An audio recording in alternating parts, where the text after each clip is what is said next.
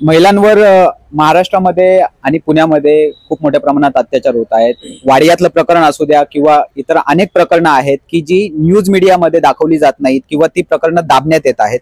परंतु ज्या पद्धतीने परभणीमध्ये जे काही अॅट्रॉसिटीज झाल्या होत्या त्यावेळेस ग्राउंडवरती सुजात आंबेडकर सर्वप्रथम गेले होते आणि त्यानंतर तिथे जे काही कोम्बिंग ऑपरेशन झालं आणि त्यामुळे तेथील महिलांना विशेष करून कार्यकर्त्यांना आणि आबालवृद्धांना ज्या पद्धतीने लाठीचार्ज आणि इतर अॅट्रॉसिटीचा सामना करावा लागला तर ते संपूर्ण देशासमोर सर्वप्रथम वंचित बहुजन आघाडी यांच्या माध्यमातून आलं।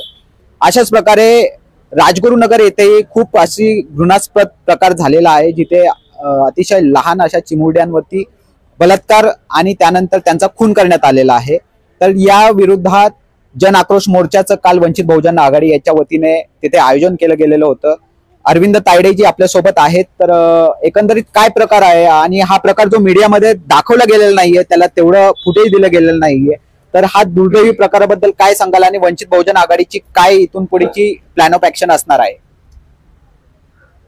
आपण पाहिलं असेल की 25 डिसेंबर 2024 ला राजगुरुनगर मधील 2 चिमुरड्या मुलींवर अतिप्रसंग केला।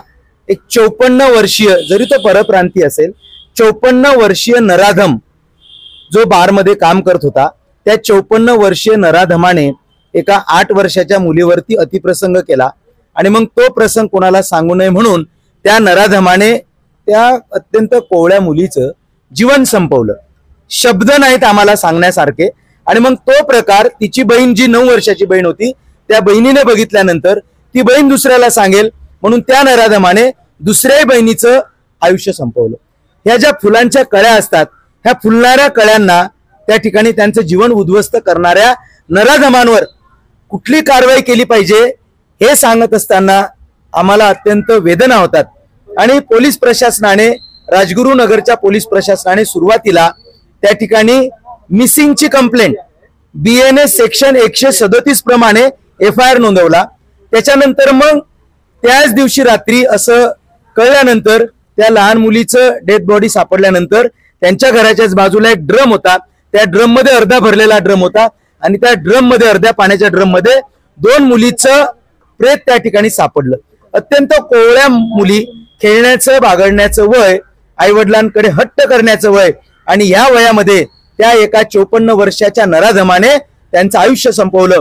आणि हे सगळा प्रकार हा अत्यंत निंदनीय, अत्यंत दुर्दैवी प्रकार आहे आणि हे माध्यमांनी कमी प्रमाणामध्ये दाखवलं, काहीच इलेक्ट्रॉनिक मीडियाने ते दाखवलं। आणि मग नंतर ऍडव्होकेट बाळासाहेब आंबेडकरांनी काल वंचित बहुजन आघाडीच्या शिष्टमंडळाला आदेश देऊन त्या ठिकाणी वंचित बहुजन आघाडीचे राष्ट्रीय सदस्य तथा महाराष्ट्राचे प्रदेश महासचिव प्राध्यापक किसन चव्हाण सर, महाराष्ट्राचे प्रदेश उपाध्यक्ष अनिल अण्णा जाधव, मी स्वतः पुणे शहर अध्यक्ष ऍडव्होकेट अरविंद तायडे, जिल्ह्याचे अध्यक्ष राजकुमार, त्या विभागाचे युवा आघाडीचे अध्यक्ष विक्रांत आलाट, असे सगळेच, आणि युवा आघाडीच्या प्रदेश सदस्या शमीबा पाटील सुद्धा हजर होत्या। असे सगळे आम्ही पीडितेच्या आई वडिलांची भेट घेतली, त्यांचं संपूर्ण आम्ही सांत्वन करण्याचा प्रयत्न केला। आणि खरं हो, सांत्वनही काय करणार, ज्यांच्या पोटचा गोळा जो असतो, 8-9 वर्षाच्या मुली त्या ठिकाणी गेल्यात, सांत्वन करून सुद्धा ते एवढं सोपं नाही आहे, शब्द नसतात बोलायला। आणि मग तिथून पुढे आम्ही पोलीस स्टेशनला गेलो, पोलीस प्रशासनाकडून त्याची माहिती घेतली। पोलिसांनी पहिले BNS 137 प्रमाणे FIR केला, नंतर मग हे प्रेत सापडल्यानंतर मग BNS चा 103 सबक्लॉज 1 म्हणजे IPC चा 302 चा गुन्हा दाखल केला आणि पॉक्सो ऍक्ट चे सेक्शन 4 आणि 6 दाखल केला होता, 8 दाखल केला होता। परंतु आम्ही वंचित बहुजन आघाडीच्या वतीने बदलापूरच्या प्रकरणानंतर हायकोर्टाने जे पॉक्सोचा सेक्शन 16 लावावा, कारण त्याला चौकशी करताना, इंट्रोगेशन करताना व्यापकता येईल याच्यासाठी ह्याही प्रकरणामध्ये सेक्शन 16 लावावा अशी सुद्धा मागणी आम्ही त्या ठिकाणी पोलीस प्रशासनाला केली। आणि विशेष मागणी म्हणजे महाराष्ट्राच्या विधिमंडळामध्ये मागील 2.5 वर्षापासून जो शक्ती कायदा महाराष्ट्राच्या विधिमंडळाने पास केला, केंद्राकडे जो मान्यतेसाठी पाठवलेला आहे, परंतु मी हा सवाल या ठिकाणच्या केंद्रीय गृहमंत्र्यांना आणि माननीय पंतप्रधान महोदयांना विचारतोय की महाराष्ट्राच्या विधिमंडळाने मागील 2.5 वर्षापासून जो शक्ती कायदा तुमच्याकडे दिलेला आहे, ज्या शक्ती कायद्यामध्ये असे जर गुन्हे घडले तर 21 दिवसाच्या आत चार्जशीट कंपल्सरी दाखल करावी आणि 30 दिवसाच्या आत कंप्लीट जजमेंट द्यावं, हा जो काही नियम होता तो नियम शक्ती कायद्यामध्ये असल्यामुळे असे जर प्रकार घडले तर त्या पीडितेला न्याय मिळत होता. परंतु शक्ती कायदा पास न झाल्यामुळे आणि आयपीसी मध्ये किंवा बीएनएसएस मध्ये अशी फास्टची तरतूद नसल्यामुळे ह्या प्रकरणांना लवकर वाचा फोडण्यात जात नाही. परंतु आम्ही वंचित बहुजन आघाडीच्या वतीने काल अशी मागणी केली की हे प्रकरण फास्ट ट्रॅक कोर्टामध्ये चालवण्यात यावं आणि या कोर्टामध्ये कोणी होस्टाईल होऊ नये ही सुद्धा मागणी केली. आणि विशेष मागणी वंचित बहुजन आघाडी ऍडव्होकेट बाळासाहेब आंबेडकरांच्या वतीने आम्ही केली की या ठिकाणी जर कोणावर दबाव येत असेल तर हे प्रकरण वंचित बहुजन आघाडीची लीगल टीम असिस्ट टू पीपी करून न्यायालयामध्ये चालवण्याची भूमिका घेईल हे आम्ही त्या ठिकाणी सांगितलेलं आहे. आणि या प्रकरणात जोपर्यंत त्या पीडितेला न्याय मिळत नाही तोपर्यंत वंचित बहुजन आघाडी शांत बसणार नाही, स्वस्थ बसणार नाही, हा इशारा आम्ही त्या नराधमांना दिलेला आहे. आता जे टोकनिझमचं एक राजकारण चालतं आहे की जे प्रस्थापित पक्ष आहेत किंवा जे राष्ट्रीय पक्ष आहेत ते एक प्रकारे सगळं वातावरण शांत झाल्यानंतर फक्त आपले गमचे पटके आणि निळी टोपी घालून ते जातात आणि त्यानंतर एक प्रकारे आम्ही आंबेडकरवादी आहोत हे दाखवतात. परंतु ज्यावेळेस असे प्रकरण घडत असतात तर त्यावेळेस फक्त वंचित बहुजन आघाडी जी आहे ती मोठ्या प्रमाणात या प्रकरणांविरुद्ध आवाज उठवत असते. तर आपल्याला या पक्षांना काय सांगणं आहे? अगदी योग्य प्रश्न तुम्ही विचारलेला आहे. ह्या ज्या सगळ्या घटना घडतात महिलांच्या संदर्भामध्ये ह्या सगळ्या निषेधार्ह आहेत. परंतु वस्तुस्थिती अशी आहे, दिल्लीमध्ये जेव्हा एक गँगरेप झाला तेव्हा संपूर्ण दिल्ली ते गल्ली पर्यंत मोर्चे निघाले, वेगवेगळ्या ठिकाणी अशा प्रकारचे कृत्य घडले, वेगवेगळ्या ठिकाणी मोर्चे निघाले. तुम्ही 25 डिसेंबरची राजगुरुनगरची घटना जर पाहिली तर त्या मुली एका भटक्या विमुक्त समाजातून येतात. मग भटक्या विमुक्त समाजातून आलेल्या मुली ह्या मुली नाहीत का हो? त्या आमच्या भगिनी नाहीत का हो? की या देशामध्ये या महाराष्ट्रामध्ये एखाद्या हिरोईनच्या संदर्भामध्ये एखाद्या फिल्म स्टारच्या संदर्भामध्ये एखादं वक्तव्य जर येत असेल तर या महाराष्ट्राच्या मुख्यमंत्र्यांना त्यांना भेटण्यासाठी परवानगी आहे, ती आहे. या ठिकाणच्या महिला आयोगाला त्याविषयी स्टेटमेंट करायला वेळ आहे. परंतु एक भटक्या विमुक्त समाजाची भगिनी 8-9 वर्षाच्या भगिनीवर अन्याय होतो, अत्याचार होतो, अतिप्रसंग होतो, नंतर तिचा खून केला जातो, तर हे प्रस्थापित मंडळी तिथं का जात नाही? मी राजकारण त्या ठिकाणी आणू इच्छित नाही. मी तुम्हाला सांगितलं की ऍडव्होकेट बाळासाहेब आंबेडकरांच्या आदेशाने वंचित बहुजन आघाडीची संपूर्ण टीम त्या ठिकाणी गेली होती. मग हे लोक का जात नाहीत? हे लोक त्या ठिकाणी जात नाहीत, यांनी गेलं पाहिजे. तुम्ही बघा, मी तर असं म्हणेल, बदलापूरचं प्रकरण असेल, अकोल्याचं प्रकरण असेल, पुण्यातलं प्रकरण असेल, कल्याणचं प्रकरण असेल, राजगुरुनगरचं प्रकरण असेल, जर सेलिब्रिटींच्या संदर्भामध्ये प्रकरण असेल तरच ही मंडळी जाते. तुम्ही परभणीचं जर पाहिलं, प्रियदर्शी नगरमध्ये परभणीला 10 डिसेंबर घडल्यानंतर 11 डिसेंबरच्या कोम्बिंग ऑपरेशन मध्ये एक 1.25 महिन्याची बाळंतीण महिला, त्या बाळंतीण महिलेला पोटावर मारण्यात आलेलं आहे. हे कोम्बिंग ऑपरेशन मध्ये तुम्ही शिकवताय का? बाळासाहेब आंबेडकरांनी सांगितलं की तिथले जे आदेश आहेत आयजी आणि एसपी स्तरावर नव्हते, कोणी आदेश दिले गेले होते, याची ज्युडिशियल मॅजिस्ट्रेट इन्क्वायरी झाली पाहिजे आणि ती झालीच पाहिजे आणि त्यांना पीडितांना न्याय दिला पाहिजे. म्हणून मी प्रस्थापित पक्षांना सांगतोय की तुम्ही प्रत्येक मुद्दा हा सारख्या प्रमाणामध्ये घ्यावा, एवढीच आमची अपेक्षा आहे. राजकीय भाषा आम्ही या ठिकाणी करू इच्छित नाही. ज्या पद्धतीने जय भीम चित्रपट होता त्या चित्रपटामध्ये दाखवलं गेलं होतं की जे अॅट्रॉसिटीज आहेत त्या कशा पद्धतीने आजही होतात. तर कस्टोडियल जे काही एक डेथ झाली सोमनाथ सूर्यवंशीची, त्यानंतर बाळासाहेब आंबेडकरांनी सांगितलेलं आहे की जोपर्यंत न्याय भेटत नाही मी हटत नाही. आणि त्यानुसार त्यांनी मुख्यमंत्र्यांची भेट घेतलेली आहे आणि 1 करोडचं जे कॉम्पेन्सेशन आहे ते सूर्यवंशी परिवाराला दिलं गेलं पाहिजे आणि एका सदस्याला नोकरी दिली गेली पाहिजे. ही जी मागणी आहे ती मागणी लावून धरलेली आहे. कारण की पब्लिक मेमरी जी असते ती ते प्रकरण झाल्यानंतर थोड्या डिक्लाइन होत जाते काही काळानंतर.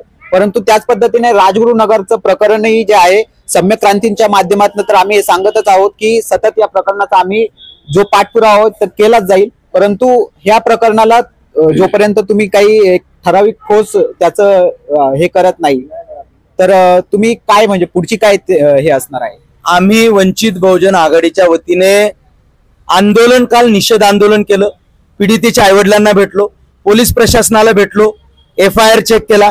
आम्ही हीच मागणी करतोय की तुमच्याकडून जर होत नसेल, तुम्हाला अडचणी येत असतील तर वंचित बहुजन आघाडीची लीगल टीम असिस्ट टू पीपी करेल. म्हणजे काय तर पीडितेला न्याय मिळेपर्यंत आम्ही स्वस्थ बसणार नाही. आणि तुम्ही पाहिलं असेल की बाळासाहेब आंबेडकरांनी एखादा मुद्दा जर तो हातात घेतला तर त्या मुद्द्याला बाळासाहेब आंबेडकर न्याय दिल्याशिवाय स्वस्थ बसत नाहीत. परभणीच्या प्रकरणामध्ये सोमनाथ सूर्यवंशीच्या नातेवाईकांना नोकरी मिळाली पाहिजे, 1 कोटीचं कॉम्पेन्सेशन मिळालं पाहिजे, कोम्बिंग ऑपरेशनची ज्युडिशियल इन्क्वायरी झाली पाहिजे आणि त्यांच्यावर ज्या स्थानिक पोलीस प्रशासनाने हे कृत्य केलं त्यांच्यावर गुन्हे दाखल झाले पाहिजे. अशोक गोरबांडवर जी काही निलंबनाची कारवाई झाली त्यांना बडतर्फ केलं पाहिजे. हे ठोस मागण्या, अत्यंत विधायक मागण्या, कायदेशीर मागण्या, संविधानिक मागण्या ऍडव्होकेट बाळासाहेब आंबेडकरांनी हाती घेतलेल्या आहेत. जोपर्यंत या मागण्या संपूर्ण पूर्ण होत नाहीत तोपर्यंत बाळासाहेब स्वस्थ बसणार नाही, हा आमचा विश्वास आहे. महाराष्ट्रामध्ये महिलांवर एवढे अन्याय अत्याचार होत असताना महिला आयोगाच्या ज्या अध्यक्ष आहेत रुपालीताई चाकणकर या बऱ्याच इव्हेंटमध्ये फक्त इव्हेंटमध्ये त्या बिझी दिसतात. गेले अनेक महिने अनेक वर्ष त्या इव्हेंटमध्येच बिझी असताना दिसतात, परंतु अन्याय अत्याचार काय थांबत नाही. तर याविषयी तुमची मागणी आहे का की त्यांना निलंबित केलं पाहिजे किंवा काय? मी बघा, पोलीस प्रशासन असेल किंवा राज्य सरकार असेल, केंद्र सरकार ज्यांनी शक्ती कायदा थांबवलाय, मी या सगळ्यांना सांगू इच्छितो की महिलांच्या संदर्भामध्ये जे काही घडताना दिसतंय ते सिरियसली घेतलं पाहिजे, ते गंभीर घेतलं पाहिजे आणि महिला आयोगाच्या अध्यक्षांनी सगळीकडे तो न्याय दिला पाहिजे. कारण आपण त्या संविधानिक पदावर आहात, महिलांना न्याय देण्यासाठीच आपण आहात. तर तो न्याय तुम्ही समप्रमाणामध्ये तुम्ही गेलं पाहिजे, समप्रमाणामध्ये तुम्ही तो न्याय देण्याचा प्रयत्न केला पाहिजे. ही मी त्यांना एक वंचित बहुजन आघाडीचा कार्यकर्ता म्हणून त्यांना मी अशा प्रकारची विनंती करेल.